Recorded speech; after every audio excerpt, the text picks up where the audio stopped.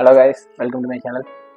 இன்றைக்கி நம்ம என்ன பார்க்க போகிறோம் பார்த்தீங்கன்னா, ஒரு அண்ணன் தங்கச்சி ரெண்டு பேரும் காதலிக்கிறாங்க. அதுக்கப்புறம் அவங்க ரெண்டு பேருமே ஒரு ஃபிசிக்கல் ரிலேஷன்ஷிப்பில் இருக்காங்க. பட் இது வெளியே தெரிஞ்ச உடனே அதுக்கப்புறம் என்ன நடக்குது அப்படிங்கிறது தான் இந்த ஒரு காதல் கதை. இது வந்து நான் ஏன் ஒரு காதல் கதை, இது ஒரு லஸ்ட் ஸ்டோரி இல்லை அப்படின்னா நான் உங்களுக்கு சொல்கிறேன். இந்த கதையை ஃபுல்லாக பற்றி உங்களுக்கே புரியும். நம்மளோட இந்த ஒரு தொழில்நுட்பம் எல்லாம் வளர்ந்துக்கிட்டு வர்ற காலகட்டத்தில் எல்லாமே மாறிடுச்சு. மாறாத ஒரே விஷயம் அப்படின்னு பார்த்தீங்கன்னா காதல் மட்டும்தான். எந்த ஒரு எதிர்பார்ப்பும் இல்லை இன்னைக்கு வரைக்கும். பணம், அதுக்கப்புறம் இந்த ஜாதி மதம் எதுவுமே தேவையில்லாமல் வாழ்ந்துட்டு இருக்க ஒரே விஷயம் பார்த்தீங்கன்னா நம்ம காதல் மட்டும்தான். வாங்க நம்ம வீடியோக்குள்ளே போயிடலாம். இன்னைக்கு பார்த்தீங்கன்னா நம்ம கதையில் வந்து ரெண்டு கேரக்டர். ஒன்று பார்த்தீங்கன்னா தேவ், அப்புறம் இன்னொன்று பார்த்தீங்கன்னா திவ்யா. இவங்க ரெண்டோட கதை தான் நம்ம பார்க்க போகிறோம்.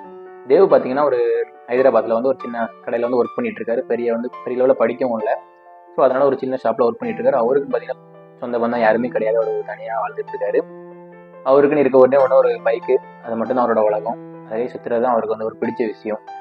அப்போ பார்த்தீங்கன்னா நம்ம பசங்களாக பிறந்துட்டாலே ஒரு ஏஜுக்கு அப்புறம் ஃபுல்லாக டிப்ரெஷனோடு போயிடும். என்ன ரீசன்னா ஒரு 21-22 ஆஃப்டர் த காலேஜுக்கு அப்புறம் பார்த்தீங்கன்னா எப்படி நம்ம செட்டில் ஆகுறது, எப்படி சம்பாதிக்கிறது அப்படின்னு யோசிச்சே பாதி பேர் ரொம்ப கஷ்டப்படுவாங்க. இவங்க வந்து வேலை பார்ப்பாங்க வெளியூரில், வீட்டை விட்டு வெளியூரில் வேலை பார்க்கும்போது ரொம்ப கஷ்டமான விஷயம். அப்போ வந்து பயங்கர ஸ்ட்ரெஸ்ஸாக இருக்கும். என்ன நினைப்பாங்க, கண்டிப்பாக நம்ம எங்கேயும் வெளியே போய் டீ சாப்பிடலாம் அப்படின்னு நினைக்கிறதா எல்லா பசங்களும் நினைக்கிற ஒரே விஷயம் அதுதான். ஜஸ்ட் அவங்களால முடிஞ்ச அது ஒன்று தான். பட் அது டிப்ரெஷன்லேருந்து போகிறதுக்கு. ஸோ பார்த்தீங்கன்னா இவர் வந்து நம்ம தேவ் வந்து ஒரு டீ கடையில் வந்து டீ குடிச்சிட்டு இருக்காரு. அங்கே வந்து தனியாக உட்காந்துருக்காரு. யாருமே இல்லை. எல்லாரும் சுற்றி ஃப்ரெண்ட்ஸ் எல்லாம் உட்காந்து அவங்க பாட்டுக்கு அரட்டை அடிச்சிட்டு இருக்காங்க. இவரு மட்டும் அந்த டீ ஷாப்பில் தனியாக உட்காந்து டீ குடிச்சிட்டு இருக்காரு. அப்போ பார்த்தீங்கன்னா ஒரு கார் வந்து சடனாக வந்து இந்த கார் வந்து ஒரு இடத்துல பார்க் ஆகுது. அதில் பார்த்தீங்கன்னா 4 பொண்ணுங்க இறங்கி வராங்க. 4 பொண்ணுங்க பார்த்தீங்கன்னா ஒரு ஐடி ப்ரொஃபஷனல், ஐடிலேருந்து ஒர்க் பண்ணிட்டு இருக்காங்க. அவங்க வந்து டிப்ரெஷனில் காரணமாக டீ குடிக்க வந்திருக்காங்க அங்கே. அதில் வந்து ஒரு பொண்ணு பார்த்தீங்கன்னா திவ்யா. ஸோ இவங்க ரெண்டு தான் காதலிக்காங்க. இந்த காதல் எப்படி செட் ஆகுது, என்ன ஆகுது அப்படிங்கிறத நான் பார்க்க போகிறோம். எப்படி காதல் ஆகுது அப்படிங்கிறத நான் பார்க்க போகிறோம்.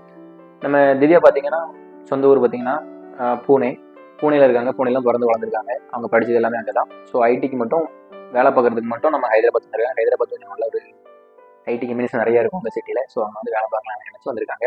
அது மட்டும் இல்லாமல் ஃப்ரெண்ட்ஸோட ஜாலியாக என்ஜாய் பண்ணணும் அப்படிங்கிறதும் ஒரு எண்ணம் தான் அவங்களுக்கு. ஸோ இவங்க எல்லாமே உட்காந்து ஜாலியாக பேசிட்டு டீ குடிச்சிட்டு அப்படி உட்காந்துருக்காங்க பார்த்தீங்கன்னா ஒரே ஒரு பையன் மட்டும் தனியாக உட்காந்துருக்காங்க. என்ன அப்படின்னு அதை வந்து இவங்க வாட்ச் பண்ணுறாங்க. வாட்ச் பண்ண உடனே இதுக்கு இப்படி இருக்கான் அப்படின்னு சிலவங்களை பார்த்தோன்னே நமக்கு தாட் வரலாம். யாரா நம்ம ரிலேஷன்ஸில் இவங்களையுமே இருப்பாங்க, என்ன இவங்க வந்து நம்ம ரொம்ப வருஷம் இவங்களோட ஒரு பழக ஞாபகம் இருக்கும். அந்த மாதிரி நம்ம திவ்யாவுக்கு வந்து நம்ம தேவ பார்த்தோன்னே ஒரு தாட் வருது, எங்கேயோ பார்த்த மாதிரி இருக்கு அப்படின்னு. எங்கேயோ பார்த்த மாதிரி இருக்கு அப்படின்னோடனே சடனாக வந்து பேசுகிறாங்க. திவ்யா வந்து பேசுகிறாங்க. உடனே நீங்கள் என்ன பண்ணுறீங்க, எங்கே இருக்கீங்க, நீங்கள் இதுக்கு முன்னாடி பார்த்துருக்கீங்களா என்ன அப்படின்னு பேச வராங்க. அவங்க பேர் என்ன எல்லாமே கேட்குறாங்க. கேட்கணும் அப்படிங்க ஒர்க் பண்ணிட்டு இருக்கேன் அப்படின்னு நம்ம தேவ வந்து சொல்லிட்டு இருக்காரு. அதுக்கப்புறம் பார்த்தீங்கன்னா அவங்க ஃப்ரெண்ட்ஸ் எல்லாம் வந்துடுறாங்க. மொத்தமாக உட்காந்து பேசிக்கிட்டு இருக்காங்க. ஸோ பேச பேச அவங்களுக்குள்ள ஒரு கனெக்ஷன் ஆகி அவங்க ஒரு நல்ல ஃப்ரெண்ட்ஷிப்பில் வந்துடுறாங்க. உடனே அதுக்கப்புறம் மறுநாள் அதே மாதிரி வராங்க டீ குடிக்க. மறுநாள் அதே மாதிரி வந்து டீ குடிச்சோடனே இவரும் வராரு. அதே மாதிரி அவங்களுக்கு மறுபடியும் அதே ஒரு கம்யூனிகேஷன், நல்லா ஃப்ரெண்ட்ஸ் ஆகிட்டாங்க. அப்புறம் நம்பர் எக்ஸ்சேஞ்ச் பண்ணிக்கிறாங்க. நம்பர் எக்ஸ்சேஞ்ச் பண்ணிட்டு ஃபோன் பேசிக்கிட்டு அவங்க ஐடி பார்த்தீங்களா, ஏன்னா எப்போ வேணாலும் வேலை இருக்கும். சரி, வீட்டில் கூட உட்காந்து வேலை பார்ப்பாங்க. அதனால பிரச்சனை இல்லை அவங்களுக்கு. அவங்க வந்து அடிக்கடி ட்ரிப்பு போகிறது அவங்க பழக்கம். ஏன்னா வந்து கொஞ்சம் ரொம்ப ஸ்ட்ரெஸ்ஸாக இருக்கும்ல, அதனால அந்த சண்டே இந்த மாதிரி டைம்ல எங்கேயா வெளியே போகலாம் அப்படின்னு வந்துட்டு நம்ம தேவ போடுறாங்க. தேவ பார்த்தீங்கன்னா சரி ஓகே நானும் வரேன் அப்படின்ட்டு அவரும் போடுறாரு. அவங்க செட்டு கூட அந்த கேங் கூட போயிட்டு இருக்காரு. ஸோ அவங்க எல்லாமே அப்படி ட்ரிப் என்ஜாய் பண்ணிட்டு இருக்காங்க. இது ஒரு நாள் 2 நாள் இல்லை, கிட்டத்தட்ட ஒரு 6 months இப்படி கண்டினியூஸாக அவங்க ஃப்ரெண்ட்ஷிப் பாண்ட் வந்து போயிட்டே இருக்கு. எங்கே போனாலும் 2 பேரும் சேர்ந்து போகிறது, சாப்பிட போகிறது, இந்த மாதிரி எல்லா விஷயம் நடந்துட்டு இருக்கு. அதனால அப்படியே தேவ் வந்து அவர் வாழ்க்கையில வந்து இதுவரை சந்தோஷமா இருந்ததே இல்லை. இப்போதான் முறையாக சந்தோஷம் அப்படின்னா என்னங்கிறதே பார்த்துருக்காரு.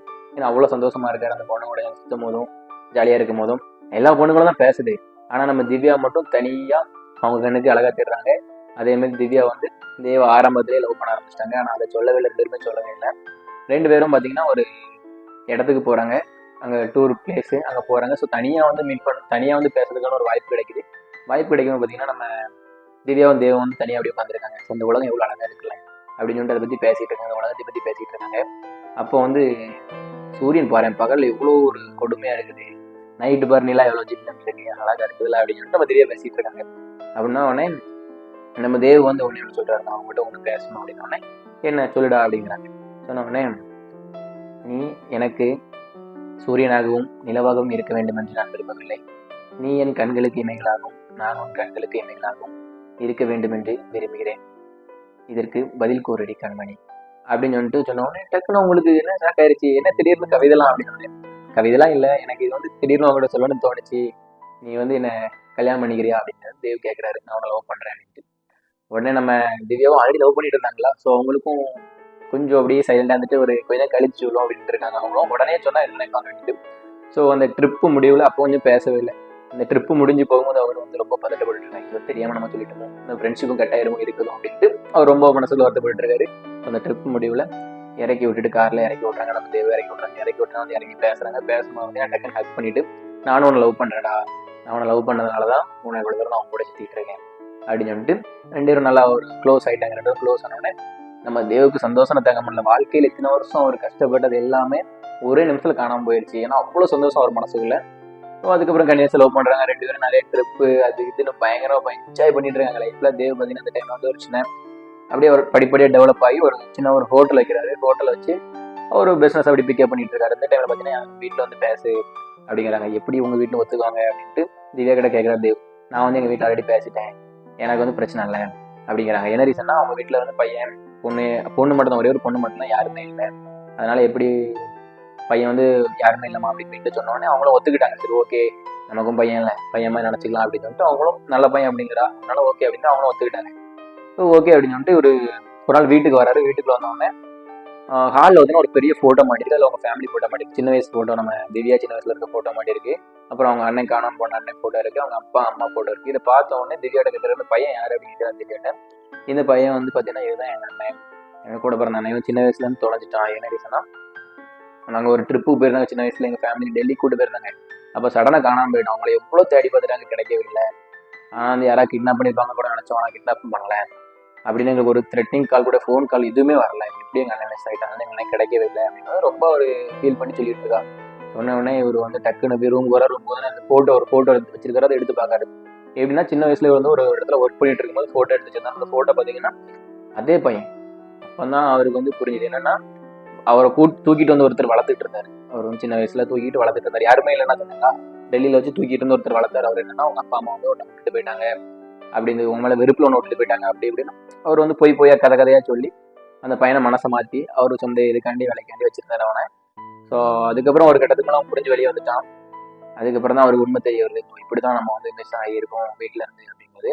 இன்னொன்று அவருக்கு ரொம்ப ஒரு கஷ்டமான விஷயம் என்னன்னா, நம்ம தங்கச்சி கூட நம்ம லவ் பண்ணி ஃபிசிக்கல் ரிலேஷன்ஷிப்பில் இருந்துட்டோமே அப்படிங்கிறது ரொம்ப ஒரு மனசு உடைஞ்சு வருத்தப்படுறாரு. வருத்தப்பட்டோடனே ஒரு டைரி, அவர் சின்ன வயசுல எழுதி வச்சிருக்க டைரி, அந்த டைரியில் எழுதுறாரு. ஃபுல்லாக எழுதிட்டு இருக்காரு. எழுதிட்டு இந்த லவ் இதனால் வரை நடந்த எல்லாத்தையுமே எழுதிட்டு இப்போ நடந்த விஷயம் கொண்டு எழுதியிருக்காரு. என்னோட தங்கச்சியும் தெரியாம லவ் பண்ணேன். என் வாழ்க்கையிலே முத எனக்கு கிடைச்ச சந்தோஷமும் நீ தான், கடைசியாக நான் உன்னை பார்த்த சந்தோஷத்துலேயே நான் இறந்து போகிறேன் அப்படின்னு சொல்லிட்டு எழுதி வச்சுட்டு சூசைட் பண்ணிட்டாரு. என்ன சொன்னா, தங்கச்சி இதுக்கப்புறம் உலகத்தை எப்படி ஃபேஸ் பண்ண முடியும் அப்படின்னு அவனுக்கு புரியல. இவ்வளோ கஷ்டத்தை கடந்தவர், பட் இந்த கஷ்டத்தை எப்படி தாங்கிக்க முடியும் அப்படிங்கிறது தெரியல. ஏன்னா அவரு தப்பு கிடையாது. அவருக்கு என்ன தெரிய வச்சுக்கணும் அவர் தங்கச்சி வந்துட்டு, அந்த பொண்ணுக்கு என்ன தெரியணும் அண்ணன் அப்படிங்கிறத தெரிய வச்சுக்கணும், தெரியாது. ஸோ அவர் வந்து மனசு உடஞ்சி அப்புறம் இறந்து போயிட்டாரு. ஸோ அந்த பொண்ணுக்கு வந்து தெரிஞ்சு இப்போ எதுக்கு இறந்தாரு கூட அப்படின்னு தெரியாது. அந்த பொண்ணுக்கு திவ்யாவுக்கு ஒரு வாராங்க, அடக்கத்துக்கு வராங்க, எல்லாம் முடிஞ்சதுக்கப்புறம் அந்த டைரி வந்து திவ்யாவோட கையில் சிக்குது. அதை வந்து டைரியை வந்து ஃபுல்லாக படிக்கிறாங்க. சின்ன வயசுலேருந்து எழுதின எல்லா டைரி, எல்லா கஷ்டங்கள் அவர் கடந்து வந்து பாதி இல்லை எழுதிட்டு அந்த கஷ்டத்தெல்லாம் பார்த்தோன்னே நம்ம திவ்யாவுக்கு ரொம்ப ஒரு அழுகே வந்துருச்சு. ஃபைனலாக பார்த்தீங்கன்னா அந்த அண்ணன் இதுதான் நான், திவ்யா தான் என்னோட தங்கச்சி அப்படிங்கிறது எழுதிச்சிருக்காருல, அந்த ஃபோட்டோஸும் அதில் இருந்திருக்கு. அவனை பார்த்தோன்னே அப்புறம் மனசு உடைச்சிட்டாங்க நம்ம.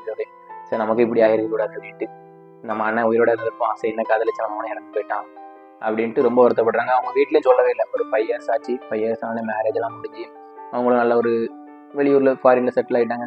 சரி சடனாக ஒரு வாட்டி ஊருக்கு வராங்க. வரும்போது பார்த்தீங்கன்னா அப்போ தான் சொல்கிறாங்க, ஓ இதுதாம்மா நம்ம அண்ணன், தெரியாமல் அப்படி லவ் பண்ணிட்டோம், அதனால தான் அண்ணன் இறந்து போயிட்டாரு அப்படின்னோடனே அவங்க அம்மாவும் அப்பா எல்லாமே கல்லறையில் போய் அந்த ஒரு இது மரியாதை வணக்கம் வந்தது, கல்லறைக்கு போய் சாமி கும்பிட்டுட்டு வந்துடுறாங்க. திருப்பி கல்லறைக்கு போய் பார்த்துட்டு அழுதுட்டு அவங்க அம்மா அப்பா வந்துடுறாங்க. இதுக்கப்புறம் என்ன பண்ண முடியும் எனக்கு கதையிலேருந்து ஆக்சுவலி என்ன சொல்ல எனக்கே தெரியல. ரொம்ப ஒரு கஷ்டமாக தான் இருக்குது இந்த ஸ்டோரி. ஸோ ஓகே, இந்த கதை பிடிச்சிருந்தா மறக்காம சப்ஸ்கிரைப் பண்ணி பெல் ஐகானை கிளிக் பண்ணி நம்ம அப்லோட் பண்ணி வீடியோ. என்னோட பார்த்தீங்கன்னா நம்ம வீடியோ வந்து பெருசாக வியூஸே போகாது. போன வாட்டிக்கு முதல்ல வீடியோ ஒரு 1.3K வியூஸ் போயிருந்துச்சு.